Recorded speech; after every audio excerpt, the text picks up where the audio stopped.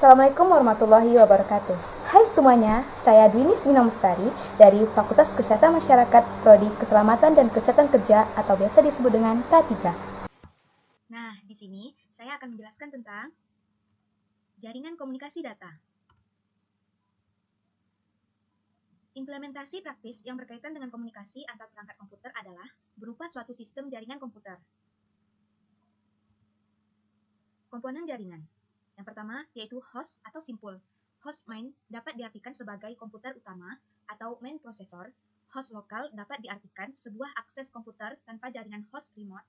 Dapat diartikan sebagai akses komputer dengan jaringan.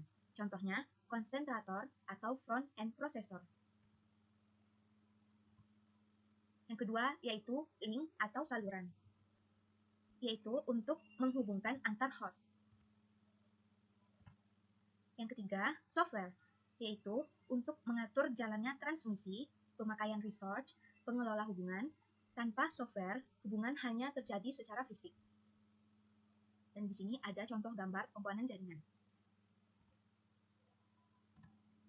Alasan jaringan dibentuk yaitu, yang pertama, sharing sumber daya secara bersamaan. Yang kedua, menambah manfaat dan memaksimalkan komputer. Yang ketiga, berbagai jenis komputer dapat berkomunikasi. Yang keempat, pengembangan komputer lebih mudah dan fleksibel distribute processing. Yang kelima yaitu integrasi sistem aplikasi. Teknologi switching, circuit switching.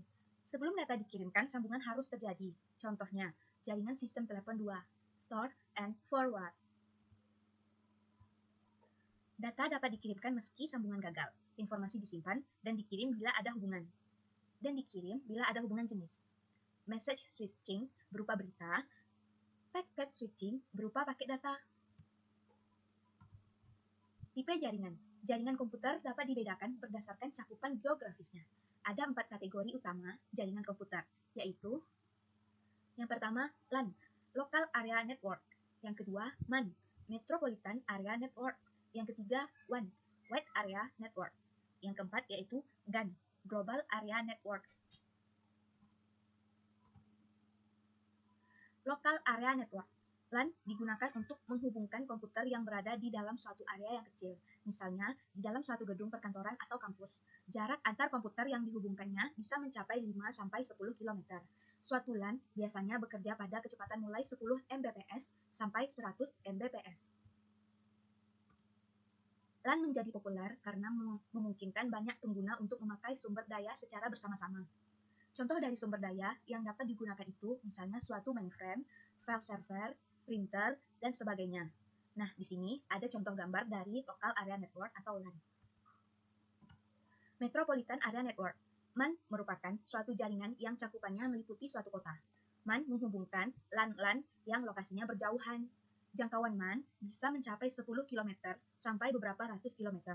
Suatu MAN biasanya bekerja pada kecepatan 1,5 sampai 150 Mbps. Pada gambar di bawah ini, Anda dapat melihat suatu ilustrasi tentang MAN yang tertera pada gambar berikut ini. Wide Area Network. WAN dirancang untuk menghubungkan komputer-komputer yang terletak pada suatu cakupan geografis yang luas, seperti hubungan dari satu kota ke kota lain di dalam suatu negara. Cakupan WAN bisa meliputi 100 km sampai 1000 km, dan kecepatan antar kota bisa bervariasi antara 1,5 Mbps sampai 2,4 Gbps. Dalam WAN, biaya untuk peralatan transmisi sangat tinggi, dan biasanya jaringan WAN dimiliki dan dioperasikan sebagai suatu jaringan publik. Para pelaku bisnis dapat menyewa sistem transmisi tersebut untuk menghubungkan kantor-kantor cabang yang dimilikinya. Gambar di bawah ini mengilustrasikan suatu WAN.